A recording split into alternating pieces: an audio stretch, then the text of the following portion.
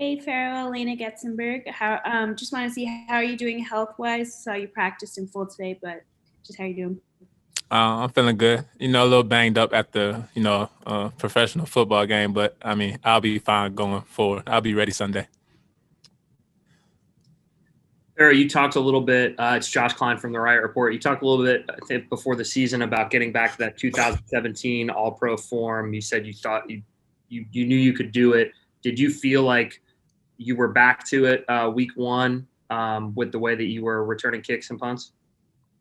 Yeah, I mean, honestly, I felt like we did a great job being that we had no preseason games as a special teams unit. Just fitting up our blocks. The guys did a great job of fitting up their blocks, make some holes for me to run through. So, trying to keep doing progress right there. But like I said, I mentioned I want to get back to that type of player I was, and I definitely felt that energy that game on this past Sunday with the returns that we had.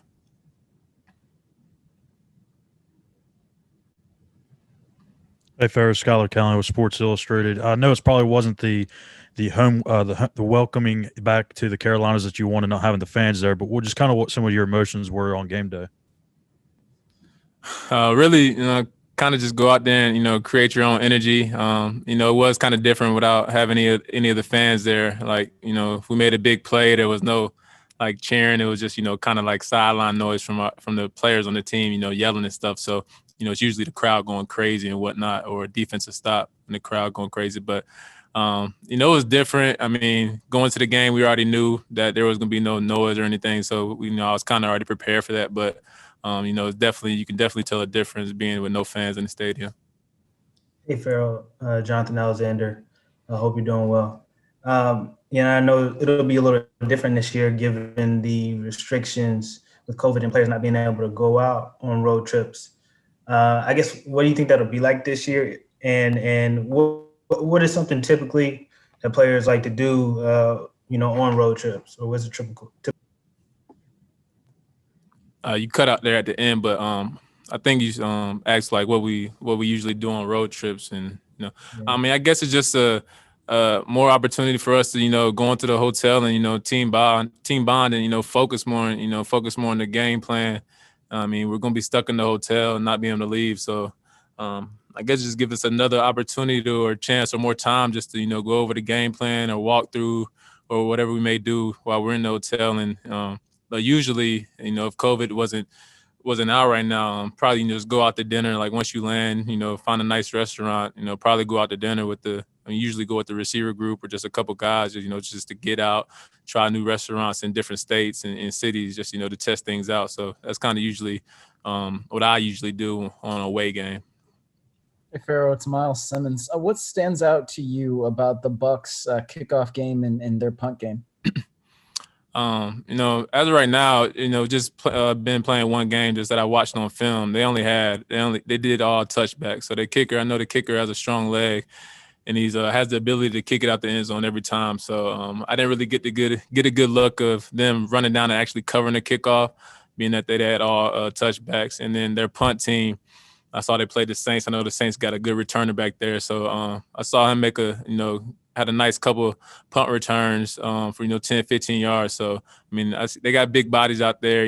They're trying to go down there like every team trying to go out there and get the returner down. So I'm still looking at more film from last year and just looking at the personnel. But they're getting to the ball though. Pharoh, as somebody that obviously ran this position at a high level a couple of years ago, what's your kind of mental approach to a job where you want to make a big play, but there's so much more to it, like field position and just kind of being smart? And also with the kickoffs now, it's there are limited opportunities to make those big plays.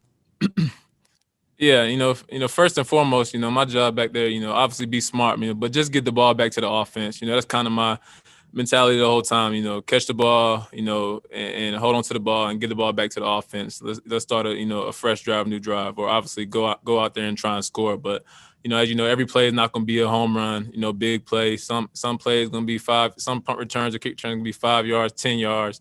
They start opening up, and then boom, you bust that, you get the long run or the long return. So, you know, you just got to play it smart. You got to know where you're at on the field and what can you do right here, what can you not do right here, and, you know, just make a good play, and pretty much just, you know, protect the ball with all the traffic coming down. All right, guys, we have time for one more question before we let Pharoh go.